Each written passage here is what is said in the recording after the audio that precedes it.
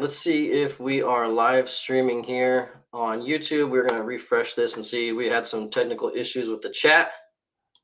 So let me get in here and see if anybody is watching this yet. We'll go ahead and try and get some comments in the chat. I went ahead and added it to my YouTube channel as well, so we should be live over there also. I'm gonna go double check that real quick.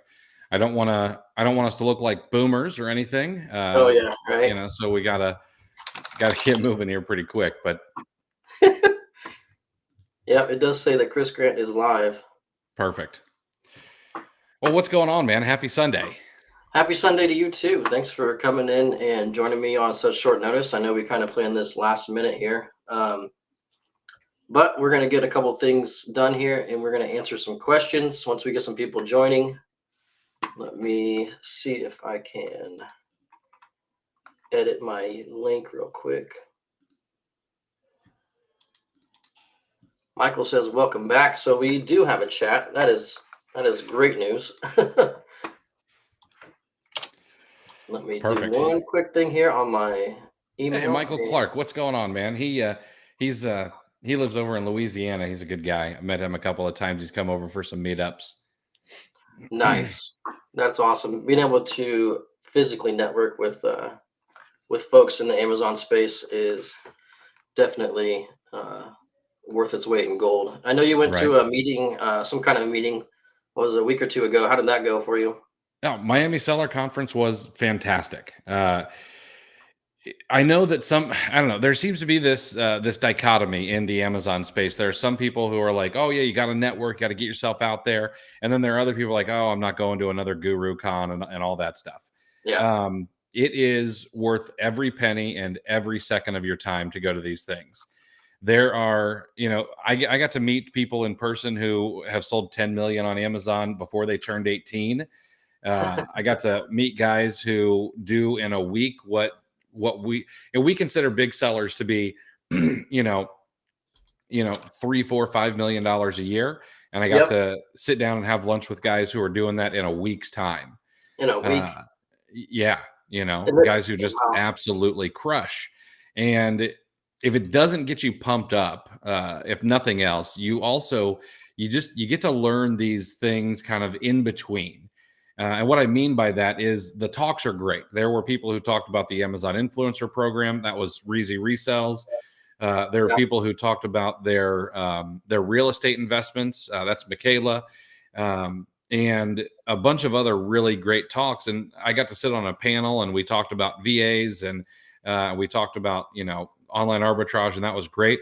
But the kind of things that you can pick up, out in the hallways or sitting next to that person at lunchtime are worth way more than the ticket will ever cost you.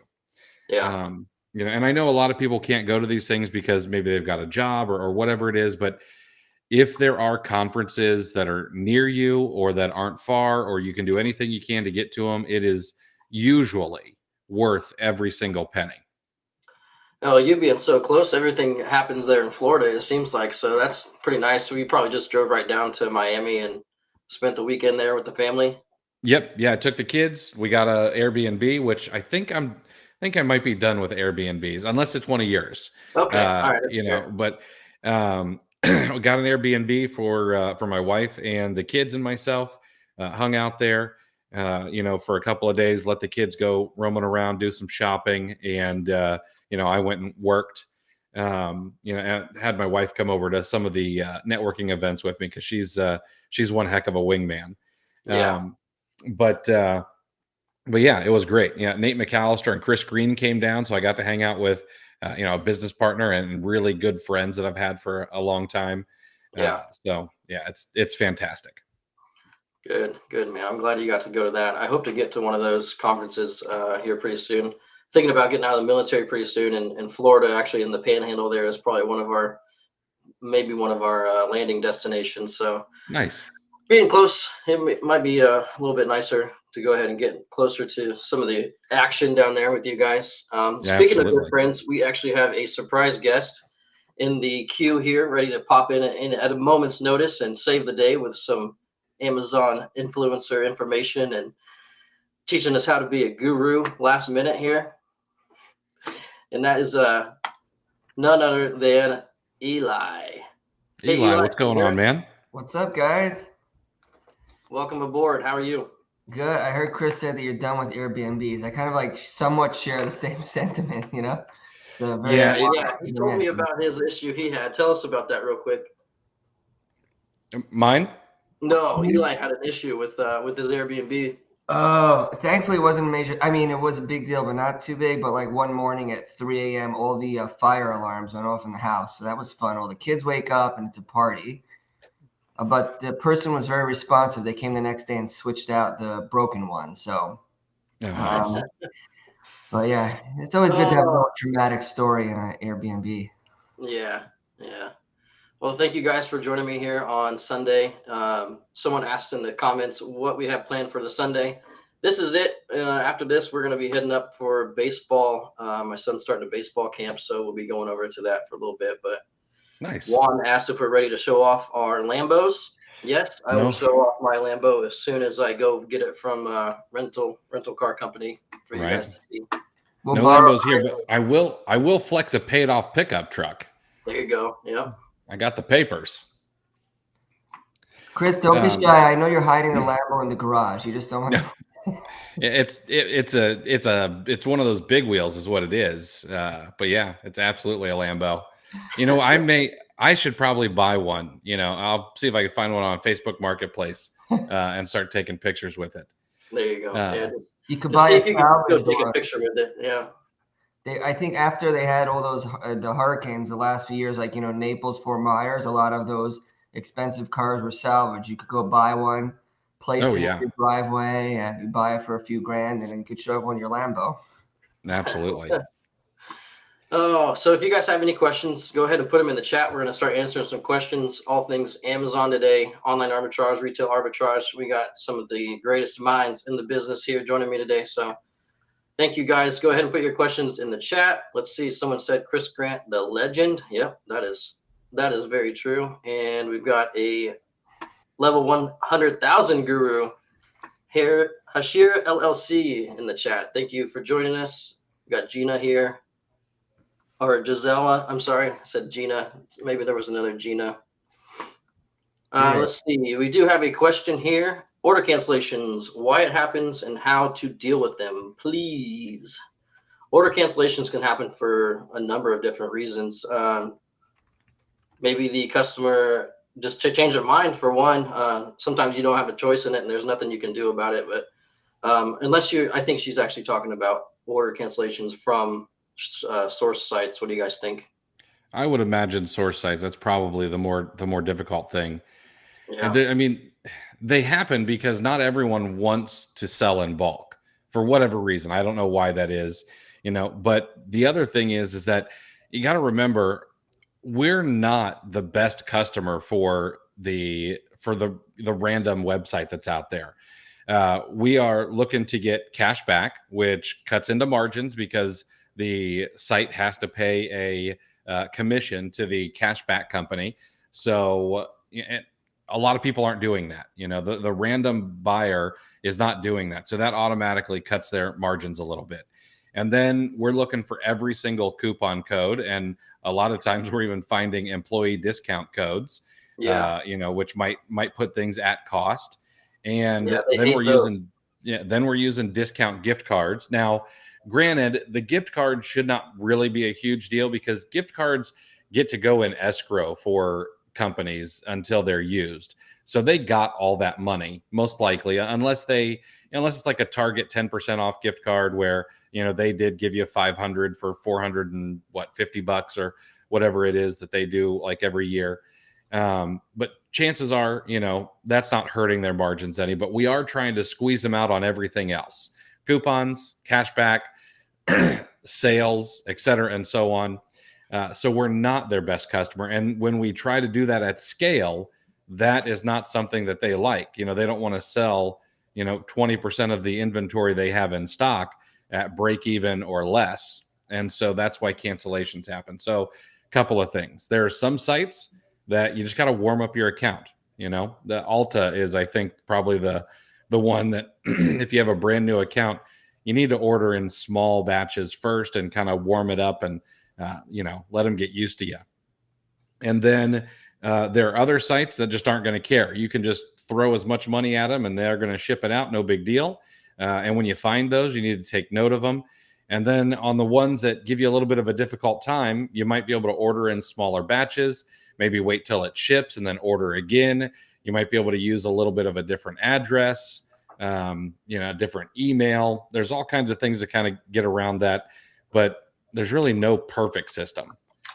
I think it's a fair point you mentioned there, Chris, because you've mentioned this in the past, like with Target, that when you take advantage of the sales, that's when they tend to get kind of pissed off at us. It's like, you're trying to take all the loss leaders. Of course, they're going to be like, okay, we don't really want you in our stores. You have to think of it from that. But I think the other fair point what you said was like basically, which I always talk about, is like, making a list. When you determine the sites that work, that goes on your A+ list. This is somewhere I'm going. This is somewhere I'm sourcing. And if someone is becoming just a complete non-working, that goes on your F. They're gone. They're out the picture. And then once you shelf them, like they could cancel all day, but you're not ordering anymore. So it doesn't really matter. So I think that's the way to really look at it. Yeah. We can absolutely complain about it. It sucks. And I see someone saying, well, they shouldn't put it on sale then, or they should have order limits. Canceling is bad business. Canceling is bad business for the regular consumer. You're absolutely right. Because you want to turn that regular consumer into a repeat buyer. But here's the thing. If I ran a direct-to-consumer brand, okay, and I don't know, let's say I'm selling a skincare product, like Fenty Beauty or something like that. I'm D2C first. Do I really want the customer who's going to come in and squeeze all my margin to come buy over and over and over again? Or do I want the regular customer who's going to buy when I'm at full margin or at planned margins when I have sales and they buy regularly? I probably want the one who's not going to squeeze my margins or even put me into negative territory, even if I have order limits and things like that. So canceling is not good business for the regular consumer, absolutely. But when they're not really a huge fan of resellers because we squeeze their margins, canceling is good for their business. Okay.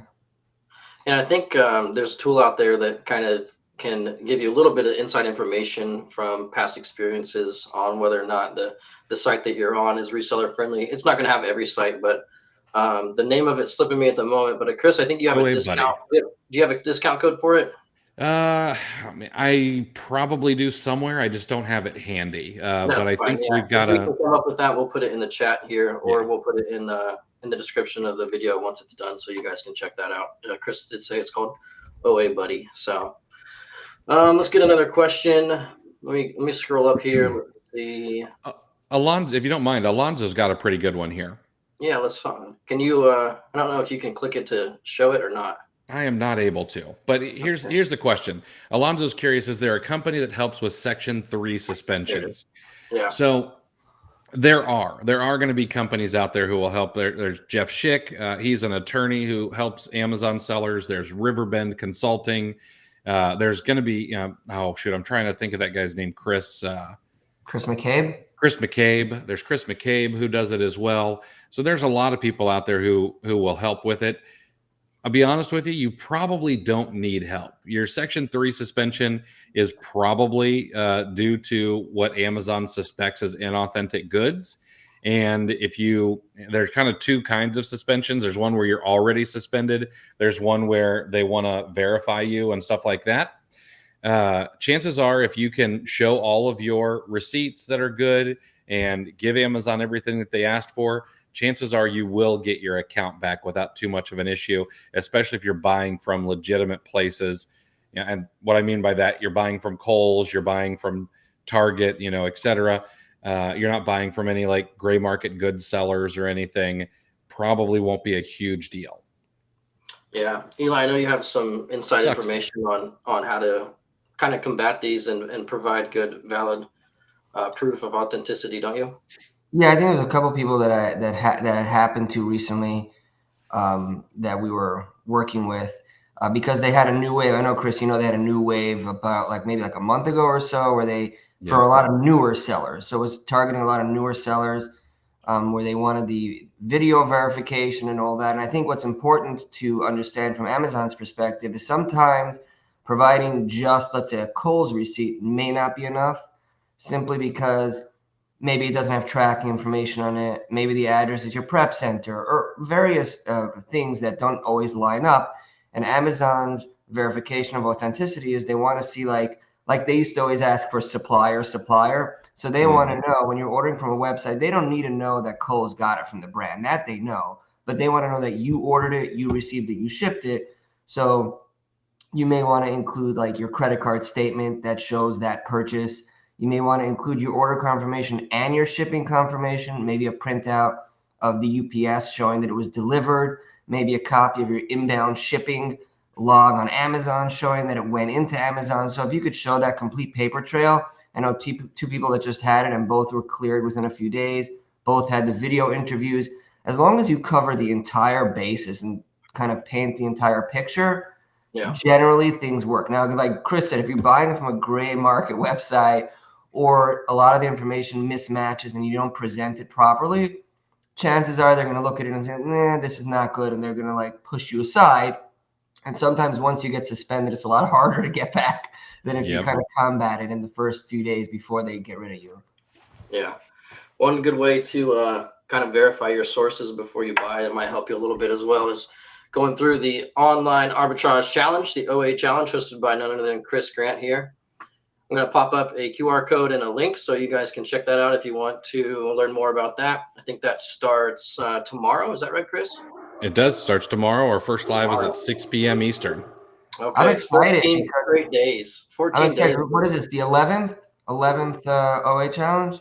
This is the 11th OA challenge. Yeah. Yeah, and we've been here since then. I know Derek was there in the beginning. I've been there since the beginning. What was it, 4 years? April in 2020 or something? I don't even. August 2020. When was it? Yeah, probably August 2020. That sounds about right. Yeah. But you added a few new modules. You added now the influencer program, Amazon to Amazon flips. Yep. And what was the other one? So we're gonna do. So I'm actually the one I'm most excited about is the Amazon influencer program.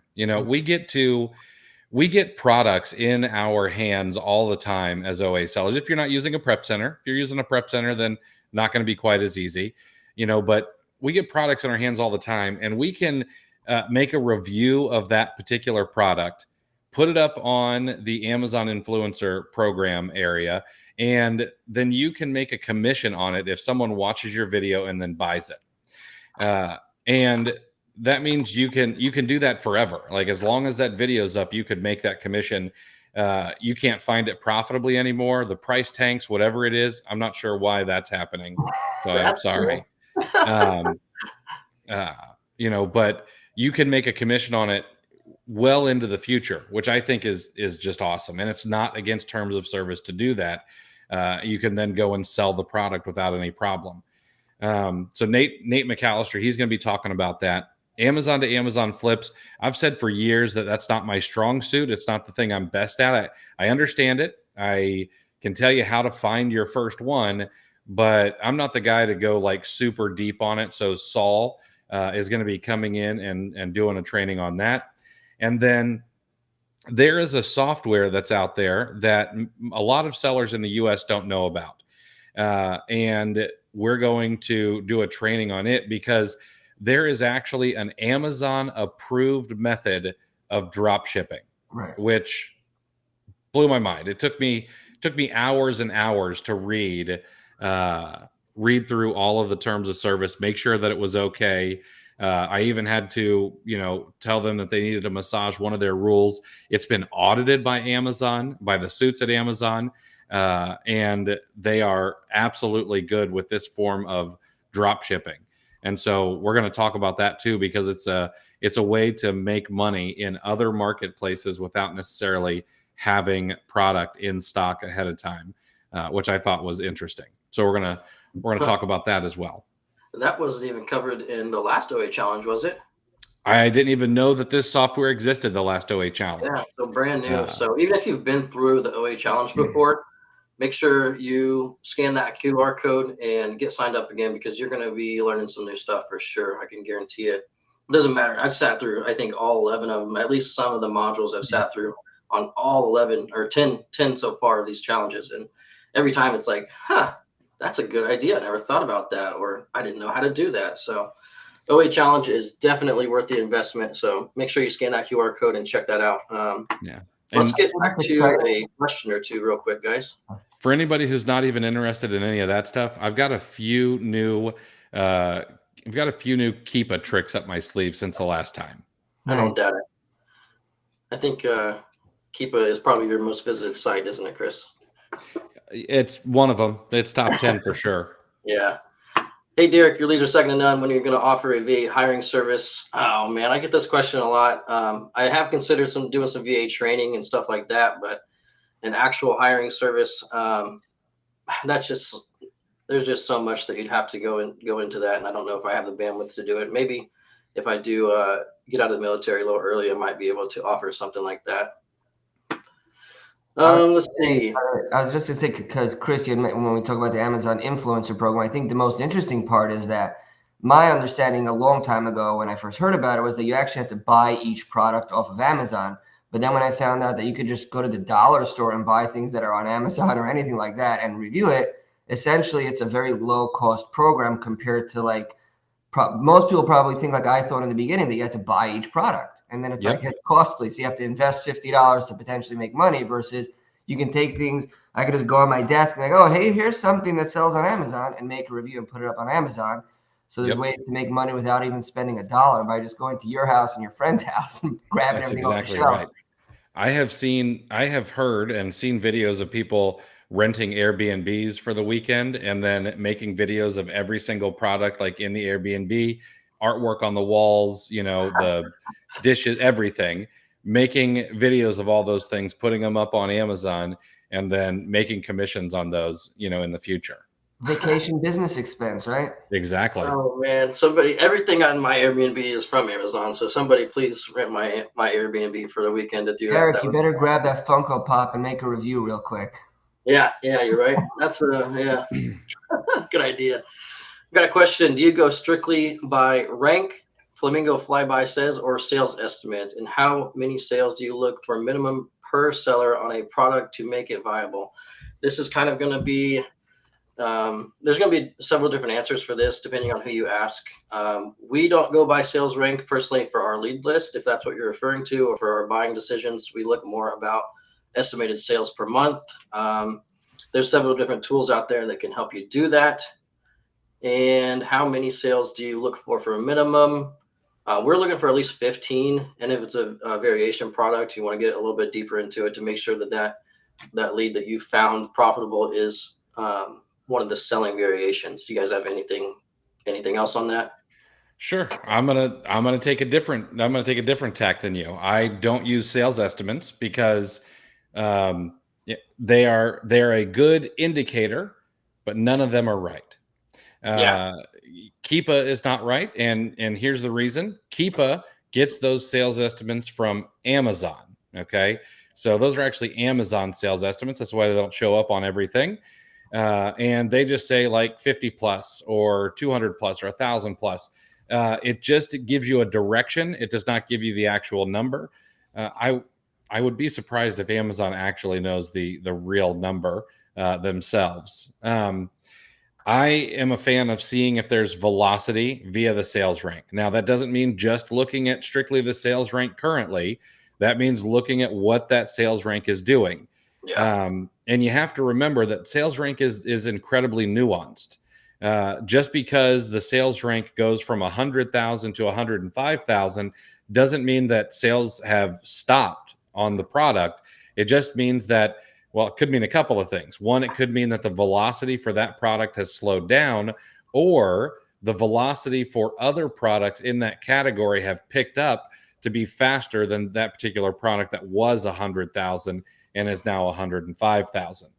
And that's one of the reasons why I always tell people, go wide, not deep, test, and then you can replenish if you want to. And that's kind of the way that I go for it. And my rule is, can I make $50 a month on the product? And if so, then I'll give it a shot. And I've got a friend and he's like, well, my minimum is $300 a month on the product. Now that could be selling one unit that makes $300 in profit, or it could be selling 300 units that make $1 in profit each, if it makes sense for your business. So it just depends. So many different ways to make it successful. Just got to find the way that works best for you and what you're comfortable with, really. Yeah. I think it's important, Chris, because you always talk about, especially in the OA challenge, like what is a sales rank? I think people mistake a sales rank for meaning sales, where sales rank is just ranking one product versus the other in the Amazon catalog. There's no correlation to actual sales itself, just the velocity of one to the other. So the sales rank can go up and down 20 times a day with nothing actually happening, nothing changing, just something else is changing. Someone else is selling less and someone else is selling more, and your number keeps fluctuating. But I was going to add that the sales estimator on Amazon seems to be somewhat accurate, because we started doing private label last year, and I have a product that hovers above or below one of these numbers, and I see it change whenever it goes above. So I like the Amazon sales estimator. What's annoying is, like, if something, let's say, sells 99 times a month, it'll say 50 plus.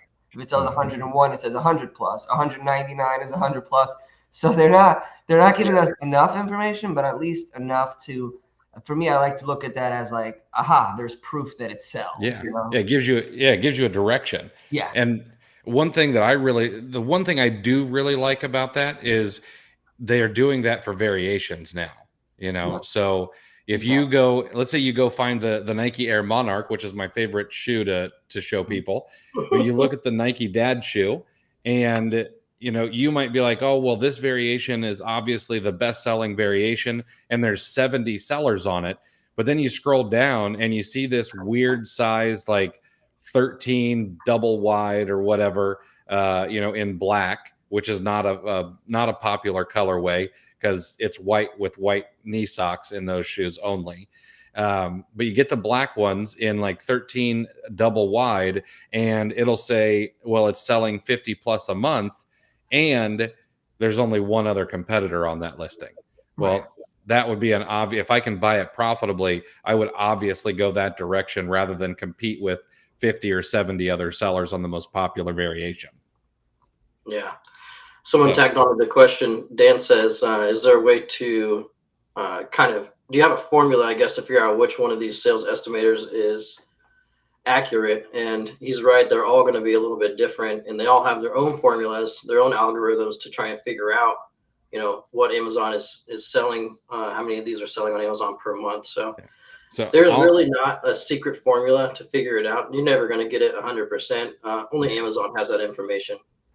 I'll give you a formula you can use to give yourself another estimate. Okay. If you look at all the data that's out there, less than 1% of buyers leave feedback for Amazon products when they buy something. They leave a rating or a review. It's less than 1%. So for every one review, you can figure there's probably at least 100 sales. Or you can take the number of reviews that have happened over the last 30 days, divide it by 1%, and you'll get a number that's probably in the range. And if you want to be more conservative, figure 3 or 5%. So I'm not going to do public math, because I always shoot myself in the foot when I do that. But you can figure that out pretty easily. Yeah. Let's see. I would say 1% is high. I know from our product, it's like, unless you're pounding people for reviews. Yep. Like, they're not. Amazon sends emails, but people don't leave reviews. It's just not how they do it anymore. Yeah, unless you're trying to get on that influencer program, huh? Michael says, can't wait for the OA challenge. This is his third time going to be going through it. Great info. That is absolutely 100% correct. Thank you, Michael. Let's see. We got someone here that says, do the extra shipping fees come out as separate charge or charge with your shipment? Is it better to set shipments to optimize right away, or is this trial and error? Eli, how do you do it for yours? So what I've determined, and I watch what other people say, and obviously my own experience is, well, first of all, Amazon, the annoying thing is that Amazon said the placement fees are estimates. and they'll tack them on 45 days later. So I wonder how that'll play out 45 days later. So let's just keep that as is in the And back of how our easy mind. will it be to get reimbursed when they charge you incorrectly? Yeah, so we also don't know, like, I mean, does that mean they're going to charge more or less? Is it like, it's very like, I don't like when they're so mysterious, but as far as like what I do now is it basically boils down to what type of products you sell. If it's smaller and or lighter products, optimized shipment is going to be by far your best option. If it's heavier products, like I was talking to someone last week, they sell, let's say, candles, multi-packs of soaps that are heavy, placement fees are going to be your best friend. Single shipment. So if you're selling candles, like if you're shipping it from New Jersey to California, you're going to get reamed on the shipping. By far, you're going to outpace the 20 cents or whatever they charge you for placements. You're going to want to do single shipment to wherever your prep center is. But if you're doing smaller and lighter products, optimized shipment by far. It'll be a lot more work, which thankfully I have a prep center. But I had a screenshot that I took how, like, right before the splits, it was like going to 3-4 places, and now it goes to like 7 to 10 places. So their workload has definitely increased. But for smaller products, it's a no-brainer to go ship it everywhere because shipping is cheap. Placement is expensive for small stuff, but heavy stuff you want to go for single location. What do you think, Chris? Yeah, I think you're 100% right. And then it also seems to vary based on the size of the shipments. Yeah. I'm trying to take everything in that people are putting down, and I don't know. There doesn't seem to be a lot of rhyme or reason quite yet. So, and there's a lot of times when Amazon won't even offer the optimized shipping to everybody yet, which is a little frustrating. So I don't know. For right now, I think you should probably test everything and see what works best for you. But I think Eli's right on the money for the most part. It's weird because Larry had done a video, and I've seen that myself. When you do, like, on Amazon, all of a sudden they'll give you one option. Let's say they'll give you only a single shipment. But if you have it defaulted to the Inventory Lab for Optimize, you go to Inventory Lab and they'll allow you to ship it to 5 places. So it's not like the front end and back end don't speak the same language. And it tends to be like the less SKUs you do, the more they force you to one location. The more spread of products, the more they allow you. But it's a hot mess for sure. Oh yeah. Chris, I got a question here for you, I think, because you're kind of the king of optimism, at least in my network. Any encouragement for the newer sellers with all these fees on top of the new fees that are Yeah. So here's the thing. Death, taxes, and Amazon fees going up are about the only things that are guaranteed in life. But here's the thing. We need to stop thinking like consumers, and we need to start thinking like retailers. All right. A consumer pays for the cost of the product. All right. You go to Walmart and you pick up a carton of eggs. You are paying for the transportation from the farm to the factory where they wash them and put them into a carton. You're then paying for the transport. You're paying for the carton. You're paying for the manufacturing of the carton. You're paying for the transportation to the wholesaler. You're paying the wholesaler's markup price. Then you're paying for the transportation to the store, and you're paying for the labor it costs the store to put those eggs on the shelf. All right. You are paying for the entire supply chain of that carton of eggs. Well, now you are a retailer. Okay. We need to have the mindset that the consumer is the one that pays the fees. And that means that we need to source items that maybe are priced a little bit higher, where the margins are a little bit better, because we do have just a little bit of difference compared to the Walmart and the Krogers of the world. We're selling on a marketplace rather than at a captive brick and mortar store, where chances are once you walk in, you're not going to walk out to go get a product 10 cents cheaper at another supermarket. Okay. And I'll address this 15% return rate here in just a moment. Okay. All right. But so you just need to pass those fees on to the consumer. All right. And yes, those eggs probably do not have a 15% return rate, depending on how much of a Karen the customer wants to be. Sorry for anybody who's named Karen. I know that upsets some people. But here's the thing. We also get to choose what we sell. you can sell products that have a much lower return rate than 15%. It's why I don't sell shoes and clothing. When I looked at, I actually did a Twitter thread the other day. Amazon tells you what your expected return rate is in different categories under the category insights tool inside of Seller Central.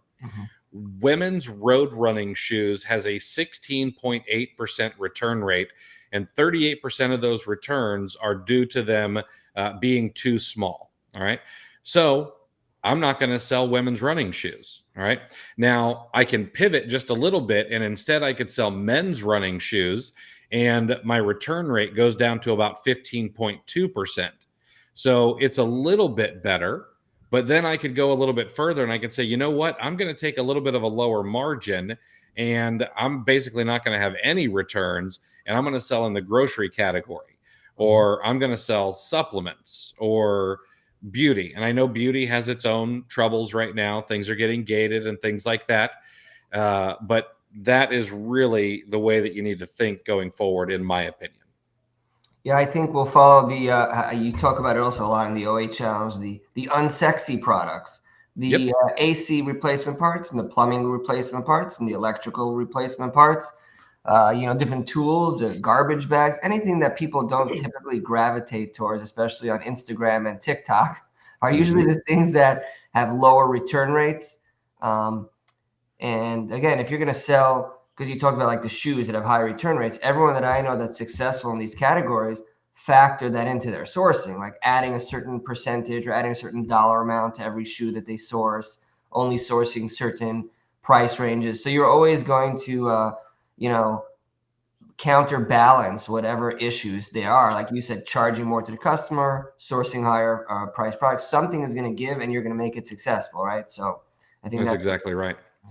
And the other thing is, you talked about things like, light switches and stuff like that. We can do two things. One, we can gravitate towards product where the consumer is less price sensitive. If I'm going to go on Amazon and I'm going to buy 10 electrical breakers for my breaker box, okay, there's two reasons I'm doing that. One, I'm a DIYer who, I don't know, wants to kill myself by messing with an electrical box. Or two, I'm an electrician and I don't have time to go to the electrical supply store, and I'm going to buy those items on Amazon. I'm going to get them shipped to me next day, and then I'm going to add 10% to my invoice, and the customer's going to pay for it. Exactly. And then the other thing is we can also choose to sell things to people who don't make as many returns. So sell things that are priced above $200, because when you sell things to people who have more discretionary income, they usually do not return them at the rates that the everyday Joe is going to buy. You're also going to find yourself with a lot less competition at some of those higher price points. 100%. I think the final piece that people forget is with Amazon, I think the biggest expense for any business that exists is customer acquisition. The biggest hardship that any business, you know how it is, because we talk about this, customer acquisition, the hardest thing ever, right? You have to market, you have to acquire a customer. At marketplace sellers, we have none of that headache. So whatever fees we have to pay Amazon, we're taking the entire headache of actually finding customers. They're all there. They're standing at our doors waiting for us to just hand them products, and they pay for it. So whatever fees that come along with it, it takes away all the other hardship that come with any other method of selling to consumers. So yeah, guys, we have a talking potato in the comments here. They want to know if you guys think the direction that Amazon is going is in favor of the brands and wholesalers. I'm sorry if you guys don't mind. So this is a good question. I like this question. I've come across this a couple of times. So here's the thing: when Amazon writes most of their documentation, they are writing for brands, because Amazon is a brand forward company, in my opinion. When they talk about coming and selling on Amazon, they talk about building your brand, and they're talking to private label sellers. Secondly, they are a wholesale channel. They want the Patterns of the world. They want the oh shoot, I can't remember. What's that one that went bankrupt? Pharma packs. Yeah, PharmaPack. They want the PharmaPacks of the world. PharmaPacks couldn't quite hack it, but that happens sometimes. So when they write their terms, when they come up with these new fees, that is typically who they seem to have in mind. However, Amazon cannot function without the arbitrage seller, because wholesale sellers are not able to build out the catalog or even keep things in stock like arbitrage sellers can.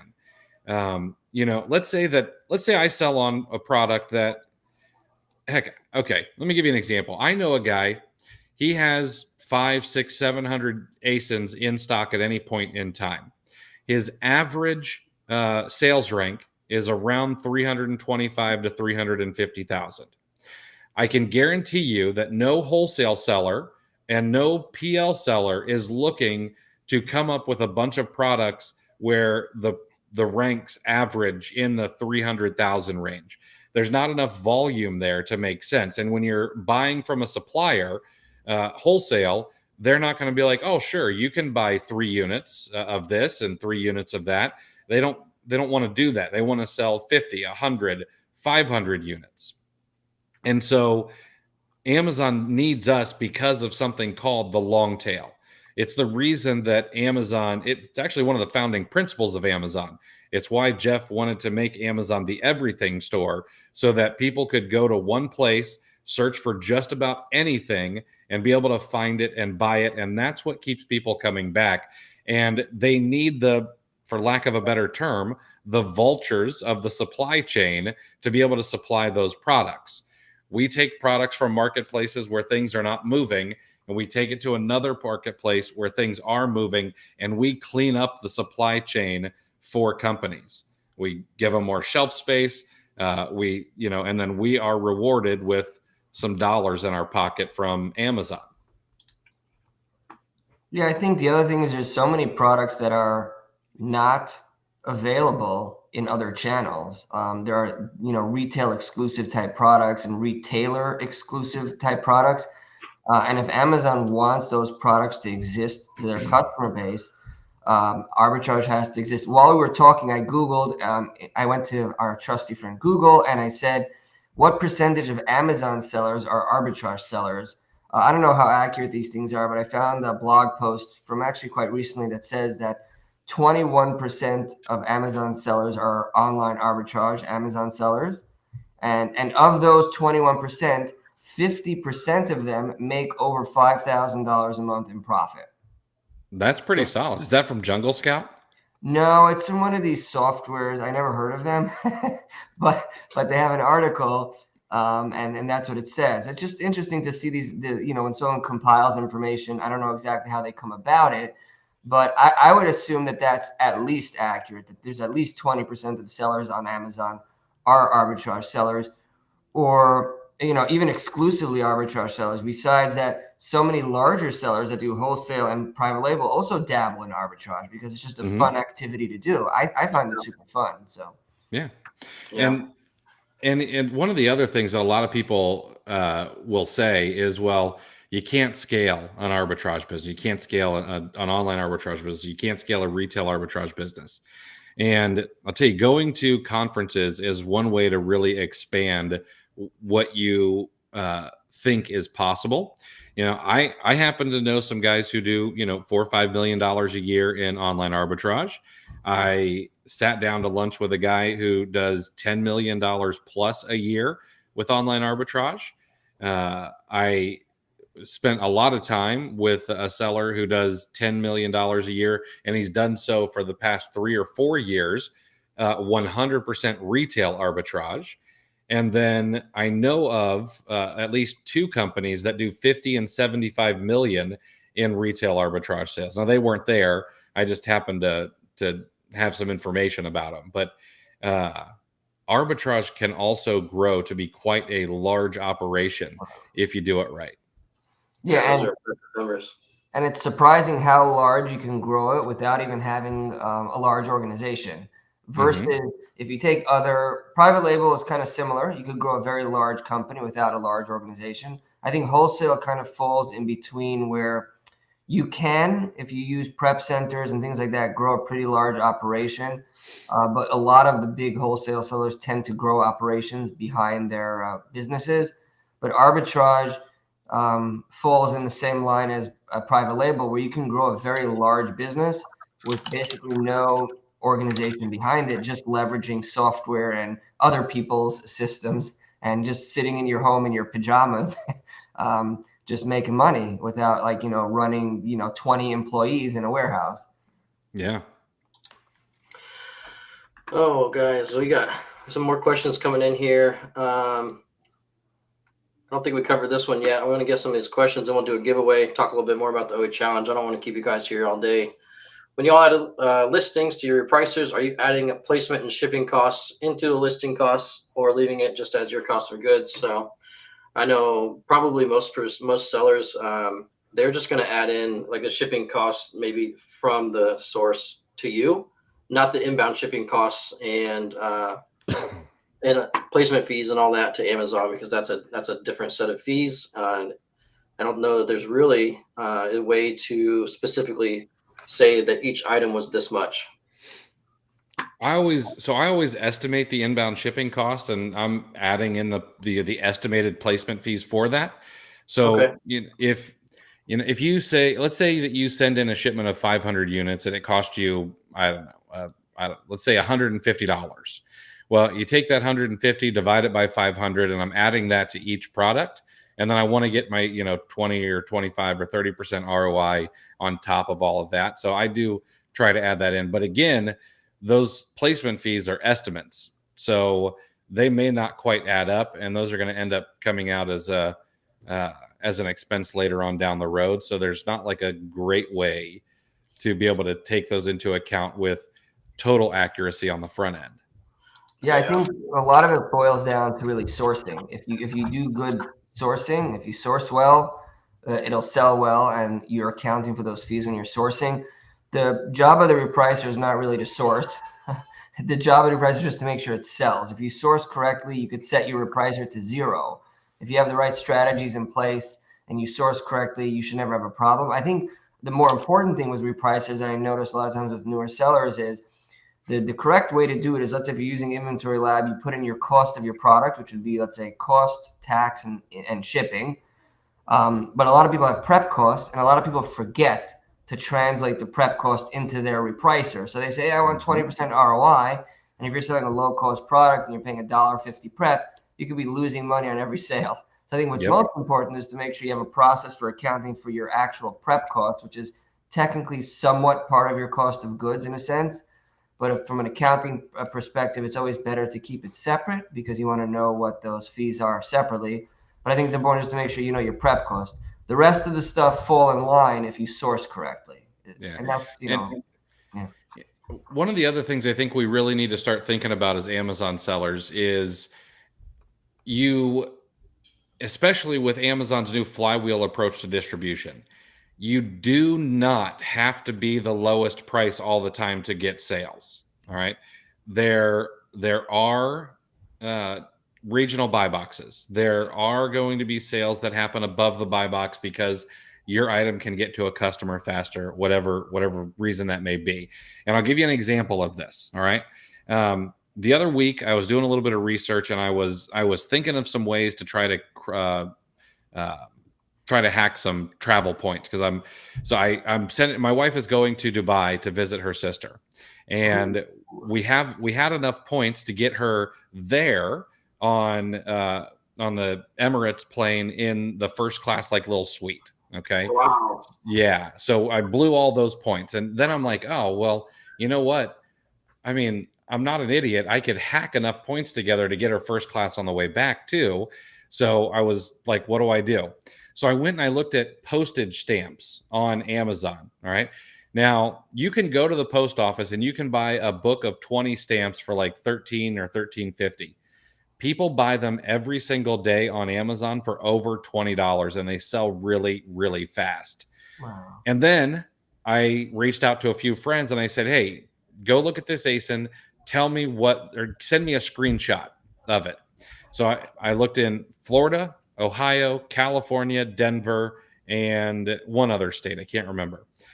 The buy box was different in 3 out of the 5 places that I looked, anywhere from like $20.15 to $25.99. And people who are paying the higher price, they're paying that price. They're not going and looking for the cheaper price 85% of the time. So, and is it legal to sell stamps? It is legal to sell stamps.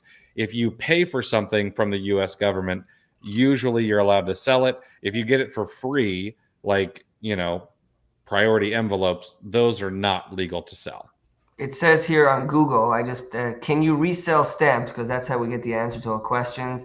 And it says, since unused postage never expires, you can resell stamps. It's 100% legal. And there's no law prohibiting the resale of postage stamps. So there's. But Amazon does not allow you to get ungated in stamps. So that was a dead trail I went down. Oh, man. Well, I'm going to let you talk a little bit about the OA Challenge, Chris. I got a couple of questions for you on it before we let you get out of here. I know your time is valuable. So what is the most common feedback you get from the OA Challenge? I'm sure that you get some, I enjoyed this, but there's got to be something that's like, this was hands down worth the investment alone. Maybe it's all the giveaways that you do in there. Maybe it's all the bonus things that you get. Maybe it's the Keep It training. What's been some of the common feedback from it? One of the things I hear most often, which I'm trying to do a little bit better at this, is it's like drinking from a fire hose. Especially for newer sellers. There is a lot that we go through. I mean, it is 14 days, no days off, all gas, no breaks. And we go through so much. And we go through Keepa for 2 days. We do manual sourcing for 2 days. We do tactical arbitrage. There's a bunch of other tools. Now we're adding in some extra things like Amazon Flips and Amazon influencer programs. So there's so much information.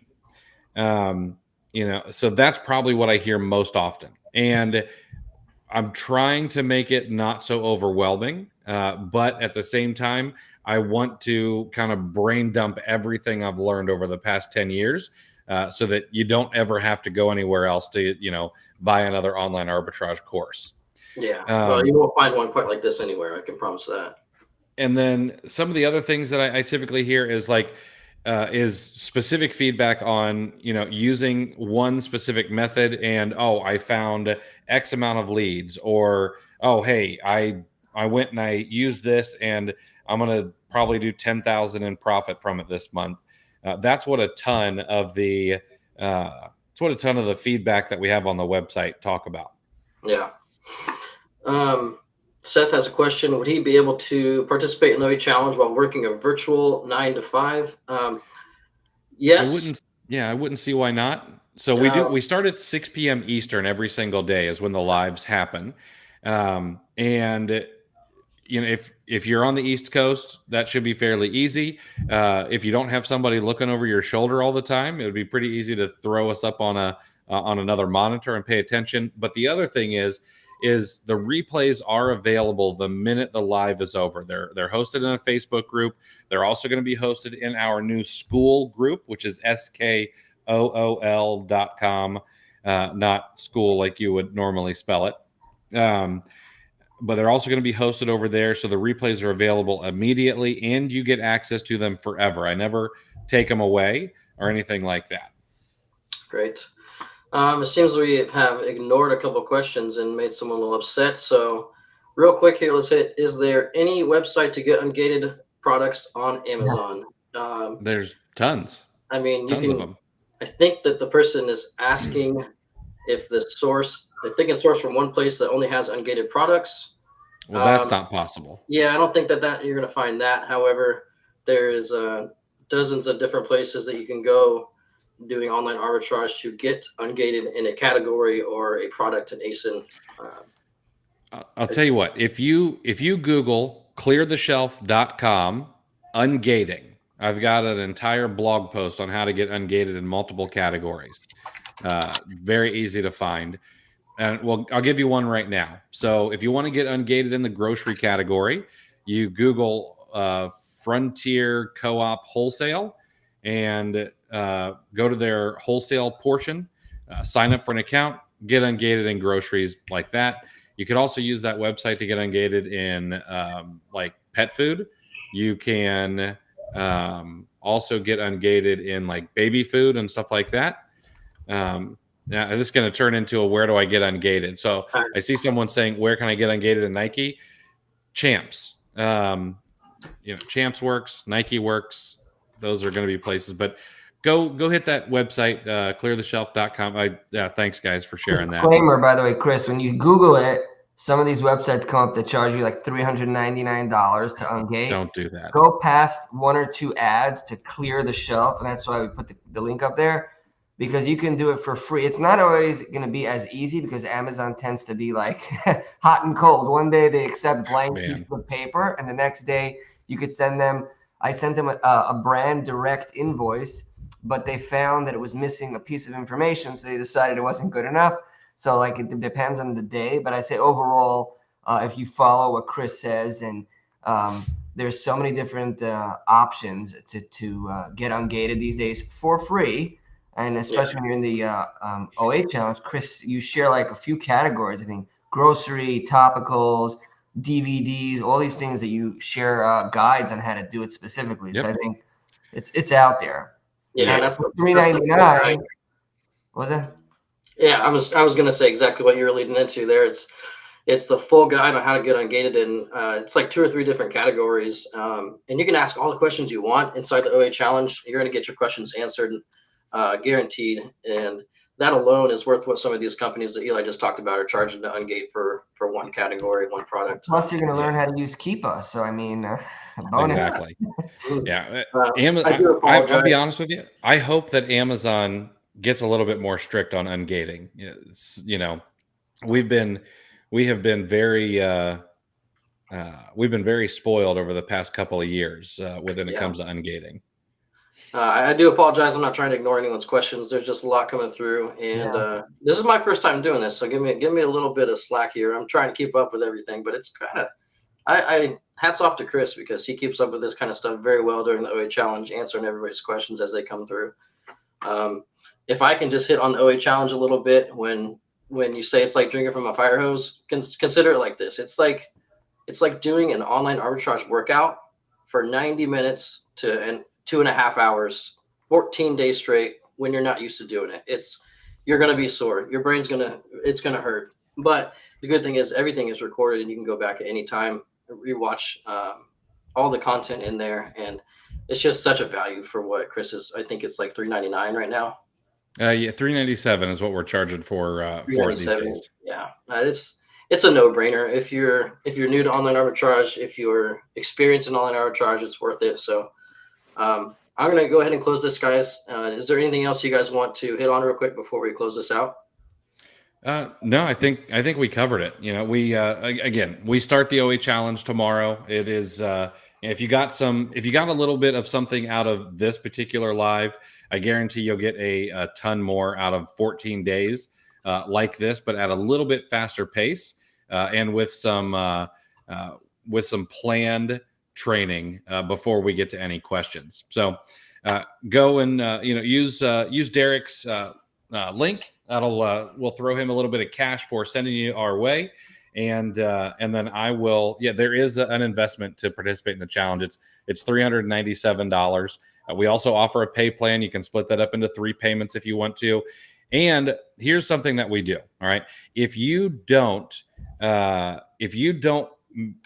like it, if you don't think the content's any good, if you don't like the way that my face looks, if you don't like the sound of my voice for 90 minutes, you can get a refund in the first 7 days, and I will pay you an extra $50 for wasting your time.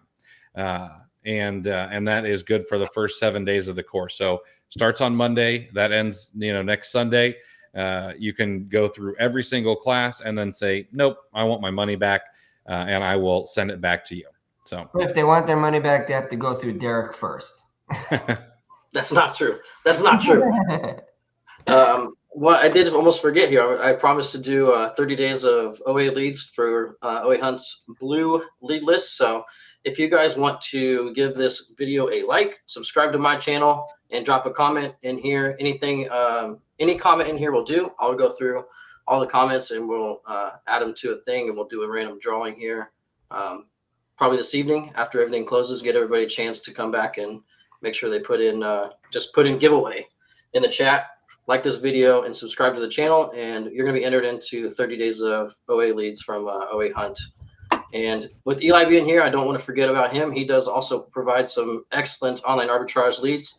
His website is oaleadspro.com. I'll put that in the chat here.